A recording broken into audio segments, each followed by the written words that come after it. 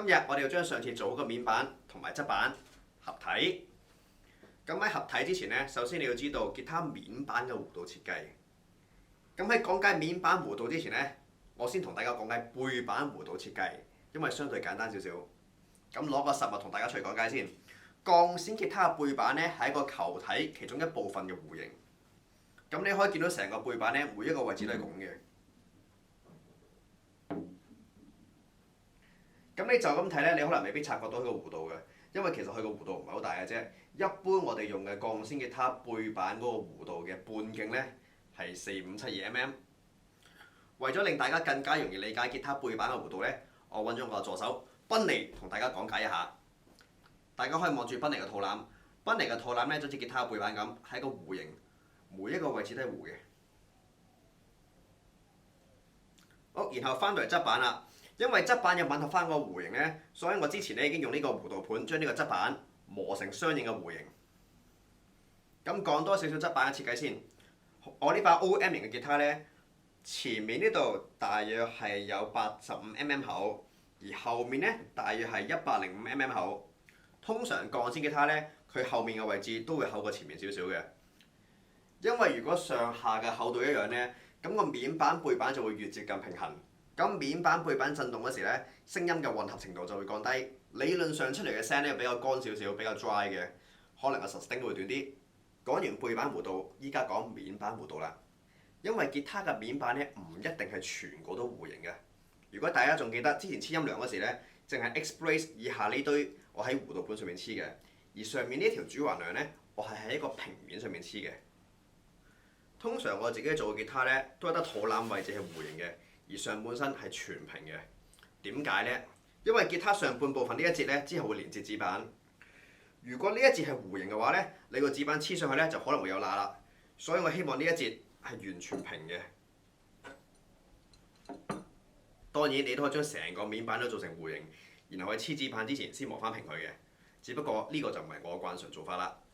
先用一個合適嘅弧度盤加砂紙，將個面板下半身嘅弧形磨出嚟先。咁呢一步呢，我之前已經用機器做咗啦。然後依家我需要揾一塊非常平嘅板，黐砂紙，然後磨平前面呢一節。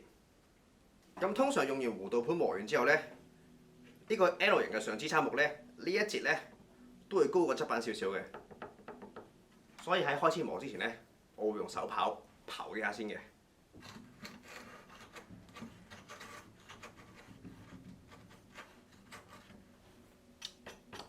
然後畫翻啲鉛筆記號，等我可以睇到我磨咗幾多先。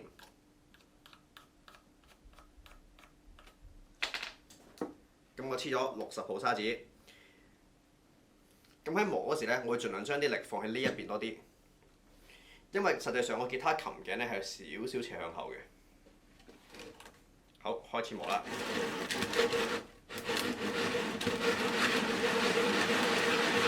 咁依家粗略磨好晒啦，吸翻塵先。咁依家呢，就準備喺側板上面鑿窿，然後將面板啲音量卡喺入面。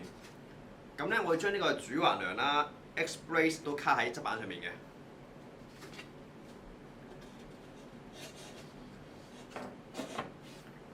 呢兩個對位窿喺呢個情況下就好好用啦。咁你可以用鉛筆 mark 翻喺側板上面邊啲位置要切，而我呢係用另一個方法嘅。咁我用一啲木條黐咗雙面膠紙之後呢，然後就放喺我準備要切割嘅位置上面。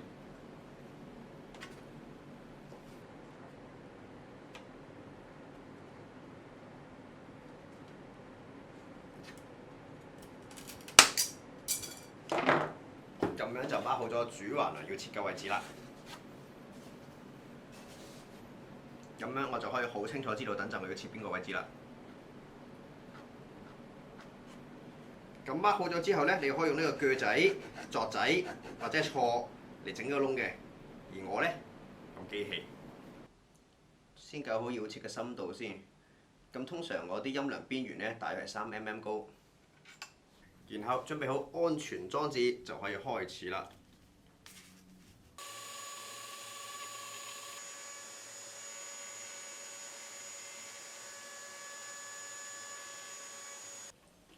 做完主橫梁之後呢，就可以用同樣方法 mark 埋 X brace 嘅位置啦。咁依家我就可以好簡單咁 mark 低 X brace 嗰個斜度啦。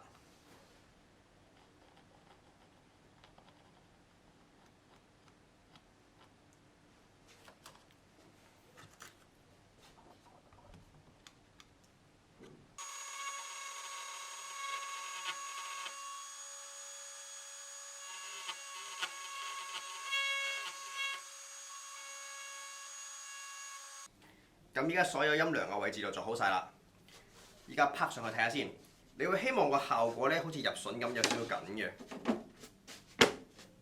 Very good。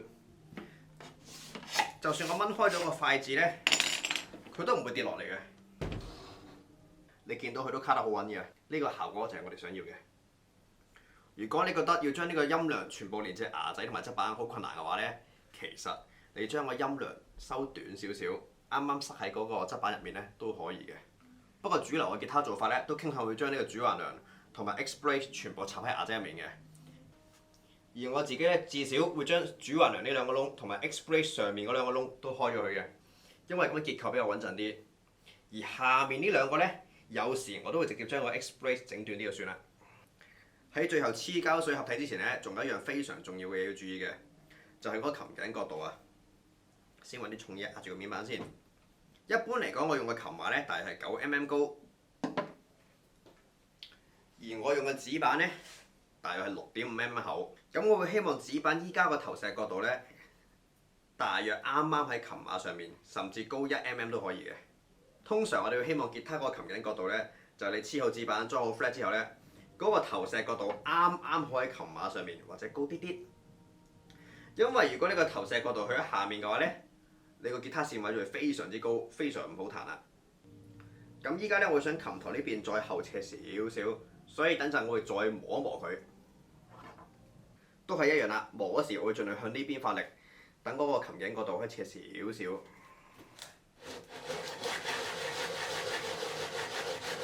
咁喺合面板之前咧，講到個題外話，如果大家有印象嘅話，一開始我塊巴西玫瑰木咧係因為唔夠大，所以咧我腰位嗰度咧係落唔到個對位點嘅。咁之後要合背板嗰時，除咗慢慢對位之外，有冇其他方法呢？係有嘅。咁等陣咧，我會黐一塊呢啲木粒喺 pat pat 同埋頭頂，然後喺背板多出嚟位置上面轉個窿，咁就可以對到位啦。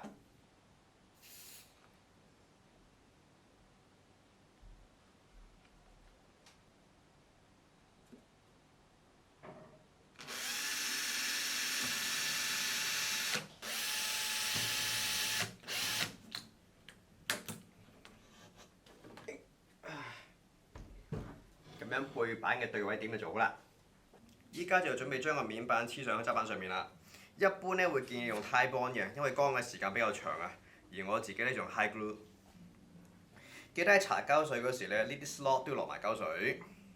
咁等陣嘅程序咧就係搽膠水，然後放面板上去 ，make sure 所有嘢都卡實。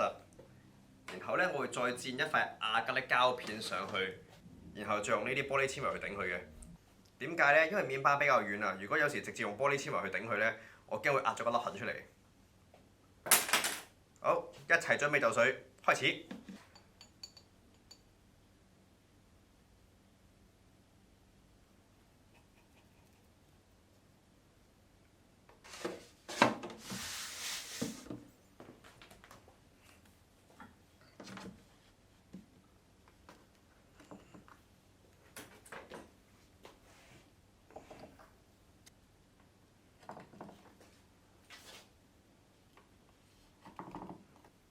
搞掂晒啦！通常如果用動物膠嚟黐嘅話咧，大約60分鐘之後咧，我就會拆開啲夾，然後睇下吉他內部有冇膠水滲出嚟，需要清潔。清潔完之後，重新夾翻好佢，然後等一晚，等啲膠水完全乾透，先去下一個程序。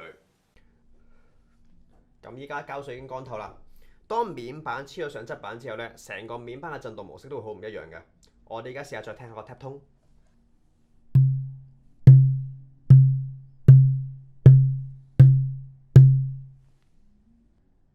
咁喺合背板之前咧，我最後會再幫個面板做一次 voicing 嘅，因為依家面板黐住側板嘅邊緣位置咧，敲落去係好硬嘅，而我希望中間嘅位置咧係好 musical 嘅。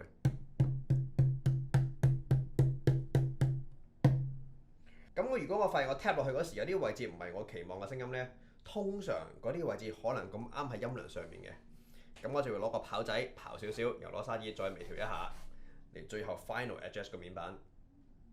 最後啦，我會喺吉他面板上面封一層薄薄嘅松膠漆，主要功能係防潮。咁去到呢一步，成個面板合體過程就完成啦。有任何問題歡迎留言交流，我哋下集再見，拜拜。